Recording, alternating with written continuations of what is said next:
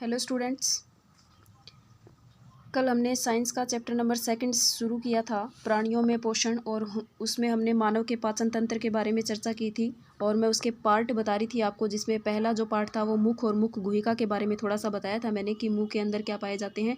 दांत पाए जाते हैं। दांत होते हैं जो भोजन को चबाने का काम करते हैं और उसको छोटे छोटे टुकड़ों में बदल देते हैं। इसके अलावा मुख के अंदर लार ग्रंथियाँ होती है जो लार को स्रावित करती है, जो भोजन को क्या कर देती हैं, लसलसा बना देती हैं और निगलने योग्य बना देती हैं। यहाँ तक हमने कल बात की थी। उसके बाद में ये कुछ एक लाइन और रह गई थी कि मुंह के अंदर जीभ भी होती है। जीभ के ऊपर क्या पाई जाती हैं? जीभ जो है वो एक तो बोलने का काम करती है। हमारे मुंह के अंदर जो अपन बोलते हैं ना, वो जीभ की वजह से ही बोलते हैं। तो उसके अलावा उसके ऊपर स्वाद कलिकाएं होती हैं। स्वाद कलिकाएं होती हैं जिसकी सहायता से हमें क्या करते हैं, विभिन्न प्रकार के स्वाद का हमें पता चलता है। कोई चीज़ खट्टी होती है, मीठी होती है, कड़वी होती है, वो सारी बातें हमें स्वाद कलिकाओं की सहायता से हमें पता चलती है। और वो जो स्वाद कलिकाएं होती हैं वो किसके ऊपर होती हैं? जीभ के ऊपर होती है। जो दूसरा पार्ट आता है वो होता है ग्रसिका। ग्रसिका जो हमने कल इसमें चित्र में देखा था, कहाँ से, माउथ के बाद में जो ये लंबी सी नली है वो क्या है? ग्रसिका है, या फिर इसको भोजन की नली भी बोल सकते हैं या फिर ग्रास नली भी बोल सकते हैं। ठीक है, तो जो निगला हुआ भोजन होता है वो ग्रास नली या फिर ग्रसिका में जाता है।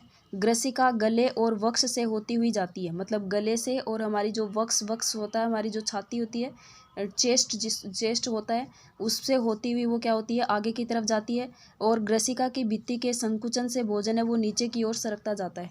मुंह के द्वारा निगलने के बाद ग्रसिका की भित्ति, जो आंतरिक अंदर की जो उसकी परत होती है ना ग्रसिका की, उसमें क्या होता है? संकुचन होता है। संकुचन की वजह से धीरे धीरे वो भोजन क्या होता है? नीचे की तरफ चलता जाता है।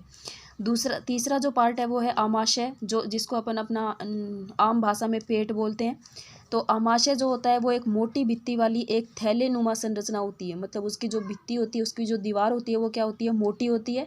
और एक सॉरी एक थैली जैसी एक संरचना होती है। ये चपटा होता है और इसकी जो आकृति होती है ना, वो अंग्रेजी का जो अक्षर जे होता है ना, वैसे होती है। इस तरह से देखो, कल ये बनाई थी, इस तरह से जे जैसी आकृति का ये क्या होता है? आमाशय होता है। और आहार नाल का ये सबसे चौड़ा भाग होता है। इसके एक और तो क्या होती है? ग्रसिका होती है। ग्रसिका जो ऊपर से नली जो है वो इससे जुड़ी हुई होती है। एक और तो ग्रसिका होती है जिससे खाद्य प्राप्त होता है, और दूसरी ओर ये किस में खुलता है? क्षुद्रांत्र में खुलता है, यानी कि छोटी आंत के अंदर खुलता है। आमाशय का जो आंतरिक स्तर होता है, मतलब जो आंतरिक भित्ति होती है, वो श्लेष्मा का, हाइड्रोक्लोरिक अम्ल का और अन्य जो पाचक रस है ना, उसको स्रावित करती है। जो हाइड्रोक्लोरिक अम्ल होता है ना, उसका क्या काम होता है? ऐसे जीवाणुओं को नष्ट करता है जो भोजन के साथ में क्या हो जाते हैं? वहाँ तक पहुँच जाते हैं। साथ ही ये आमाशय के माध्यम को क्या बनाए रखता है? अम्लीय बनाए रखता है, जिससे जो पाचक रस हैं उनको क्रिया करने में क्या मिलती है? सहायता मिलती है। पाचक जो रस है उसको अपन जठर रस भी बोला जाता है। वो क्या करता है? प्रोटीन जो होता है उसको सरल पदार्थों में क्या कर देता है? तोड़ देता है। तो आमाशय के बारे में पता चल गया कि आमाशय एक थैलीनुमा संरचना है। इसकी आकृति जे की जैसी होती है और आहार नाल का सबसे चौड़ा भाग होता है। एक और ये ग्रसिका से जुड़ा होता है और दूसरी ओर किस में खुलता है? छोटी आंत में खुलता है। इसके अंदर जो आंतरिक भित्ति होती है वो श्लेष्मा का, हाइड्रोक्लोरिक अम्ल का और अदर पाचक रस का स्रावण करती हैं। उसके बाद में जो चौथा पार्ट आता है वो आता है क्षुद्रांत, छोटी आंत। जो क्षुद्रांत होता है, छोटी आंत होती है, वो लगभग 7.5 मीटर क्या होती है? लंबी होती है और एक कुंडलित संरचना होती है। मतलब जैसे कि ये बनाया था ना कल हमने, कुंडली के रूप में क्या होती है? ये फैली हुई होती है। यह यकृत और अग्नाशय से क्या करती है? स्राव को प्राप्त करती है। बीच में प्राप्त लिख लेना। मतलब यकृत ग्रंथि और अग्नाशय ग्रंथि से जो रस निकलता है ना, वो कहाँ जाके मिलता है? छोटी आंत के अंदर जाके मिलता है। यकृत क्या होता है? एक गहरे लाल भूरे रंग की ग्रंथि होती है। यकृत क्या है? एक गहरे लाल भूरे रंग की ग्रंथि है जो कि उदर का मतलब है आमाशय, पेट, उसके ऊपरी भाग में, पेट के ऊपरी भाग में दाहिनी ओर व्यवस्थित होती है। राइट साइड में क्या होती है? वो उपस्थित होती है। शरीर की सबसे बड़ी ग्रंथि होती है। शरीर की सबसे बड़ी ग्रंथि, याद रखना इस लाइन को, शरीर की सबसे बड़ी ग्रंथि कौन सी है? यकृत। पित्त रस का क्या करती है? ये स्त्रावण करती है, जो कि एक थैली में क्या रहता है? संग्रहित होता रहता है, और इसको क्या बोलते हैं? पित्ताशय। यानी कि लीवर जो हमारा यकृत है उसके ऊपर पाया जाता है पित्ताशय, और उसके अंदर क्या पाया जाता है? पित्त रस, जो कौन बनाता है? यकृत बनाता है। यकृत बनाता है, यकृत से वो किस में चला जाता है, पित्ताशय के अंदर, गाल ब्लैडर के अंदर वो क्या रहता है, कलेक्ट होता रहता है। अग्नाशय जो है ना वो एक हल्के पीले रंग की बड़ी ग्रंथि होती है जो कि होती है आमाशय के ठीक नीचे। आमाशय के दाहिनी तरफ होती है यकृत और आमाशय के ठीक नीचे होती है अग्नाशय। अग्नाशयी रस जो निकलता है वो कार्बोहाइड्रेट और प्रोटीन के ऊपर क्रिया करता है और उनको सरल रूप में क्या कर देता है, परिवर्तित कर देता है। कार्बोहाइड्रेट जो है वो सरल शर्करा जैसे कि ग्लूकोज में क्या हो जाती है, परिवर्तित हो जाती है। जैसे ये जो रस निकलते हैं वो कार्बोहाइड्रेट, प्रोटीन और वसा पे क्या करते हैं, काम करते हैं, यानी उनको छोटे रूप में कन्वर्ट कर देते हैं। तो कार्बोहाइड्रेट जो होता है ना वो तो किस में बदल जाता है, शर्करा जैसे ग्लूकोज में कन्वर्ट हो जाता है। वसा जो है वो वसीय अम्ल में और ग्लिसरॉल में बदल जाता है। और प्रोटीन जो है वो अमीनो अम्ल में क्या हो जाता है, परिवर्तित हो जाता है। ठीक है। उसके बाद में क्षुद्रांत्र में अवशोषण, मतलब छोटी आंत के अंदर ये सारे काम हो जाते हैं। छोटी आंत के अंदर ये अग्नाशय से, यकृत से जो पाचक रस होते हैं वो निकलते हैं और छोटी आंत में जाते हैं, कार्बोहाइड्रेट, प्रोटीन और वसा के ऊपर काम करते हैं और उनको उनके छोटे रूप में क्या कर देते हैं, कन्वर्ट कर देते हैं। इसके अलावा उसके अंदर क्या होता है, उसके बाद में जो पचा हुआ भोजन होता है उसका अवशोषण भी होता है। तो पचा हुआ भोजन जो है वो अवशोषित होकर क्षुद्रांत की भित्ति में स्थित जो रुधिर वाहिकाएं होती हैं उसमें चला जाता है और इस प्रक्रम को कहा जाता है अवशोषण।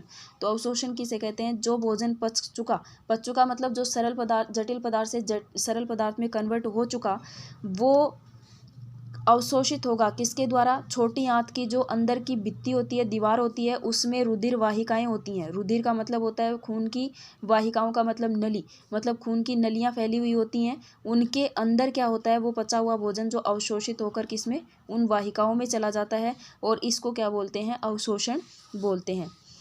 क्षुद्रांत्र की जो आंतरिक भित्ति होती है, जो अंदर की दीवार होती है, उसके ऊपर उंगली के समान क्या पाए जाते हैं, छोटी छोटी संरचनाएं होती हैं। अपनी जो उंगलियां होती हैं ना, ऐसे ऐसे उसमें प्रवर्ध पाए जाते हैं, मतलब ऐसे उसमें दीवार के ऊपर ऐसे नलियां होती हैं छोटी छोटी, जिनको अपन बोलते हैं दीर्घ रोम या फिर रसांकुर। जिनको क्या बोला जाता है, दीर्घ रोम या रसांकुर।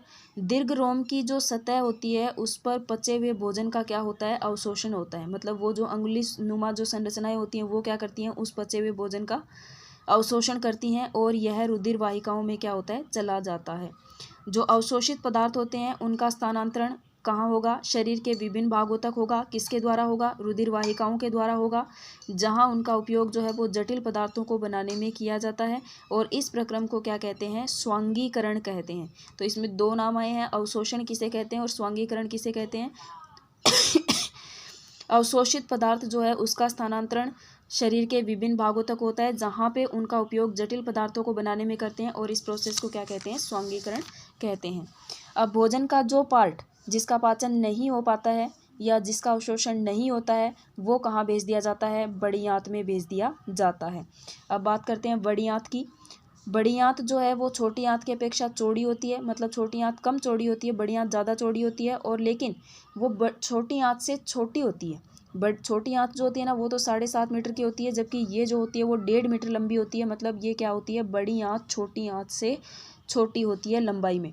इसका काम क्या होता है, जल और जो अणु है, लवण है, जल और जो लवण है उनका क्या करता है, ये अवशोषण करता है और फिर बचा हुआ जो अपचित पदार्थ होता है ना, जो अपशिष्ट पदार्थ होता है वो किस में चला जाता है, मलाशय में चला जाता है। समय समय पर गुदा के द्वारा ये मल है वो क्या कर दिया जाता है, बाहर निकाल दिया जाता है, जिसको अपन क्या कहते हैं, निष्कासन कहते हैं।